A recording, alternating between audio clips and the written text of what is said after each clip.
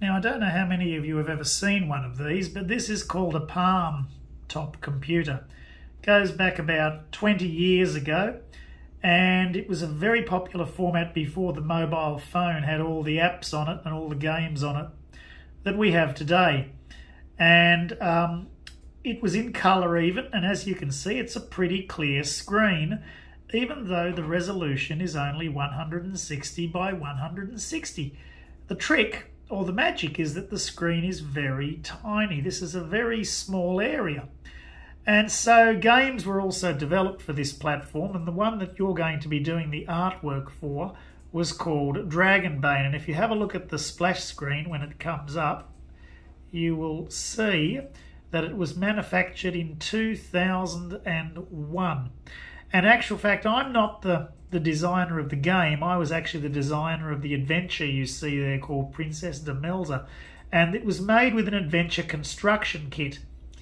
And since then I've talked with the developers, and we're thinking of bringing it back as a remastered game, which is why you're going to rebuild the graphics exactly as you see them. In other words, there's no artistic license with regards to the positioning of the walls and the tiles, because when you walk around this adventure, everything has to be in exactly the right format, because the three-dimensional imagery was created is recorded into the adventures. So we don't want to rebuild any of the code in the adventure. We just want to upgrade the graphics.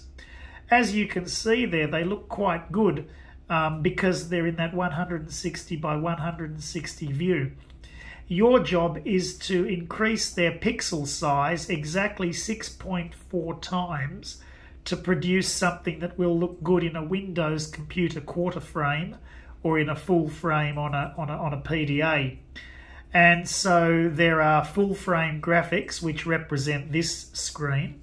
There are also what we call quarter frame graphics which represent these pictures, which are, for example, characters. There's Wythera the archer, and she was originally an 80 by 80 pixel character, and what you have to do is you have to make her again in 6.4 times the size, and it's going to be a GIF with the technical specifications that I've written in the document, so that she comes to life a little bit.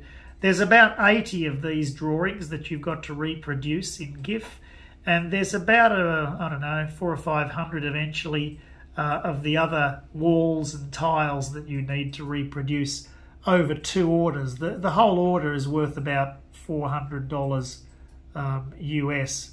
So as you can see here, you walk around in this 3D environment, which looks pretty effective. And you'll even see there are some trees, and there's the moon in the background too. So the moon is a little icon. Its real size is probably about 4 or 5 icons wide. Again, any of this artwork that you see, you will enlarge by 6.4 times. And that tree, for example, that is about an 80 by 80, which is actually about the same size as the characters that you're going to make into GIFs. But unfortunately, the limitation of this game is that those trees will not be GIFs. They will just be standard 80 by 80s, upscaled 6.4 times into a PNG format. You'll notice many of the artwork has a red background. When the bitmaps were originally created back in those days, we had to indicate in the program that there was transparency. We don't have to do that now in the PNG format, as you probably already know, so there is no need to place a red mask in there. And you'll see also in the top right-hand corner there's a couple of icons there. There's a candle and there's a little mini-map there. That's probably not a good example. I think that's built in the program. But there's many icons along the top which indicate various powers. And these icons also, I think they're like 20 or 30 pixels, and again you make them by 6.4. So if you have any questions, send me an email, and good luck.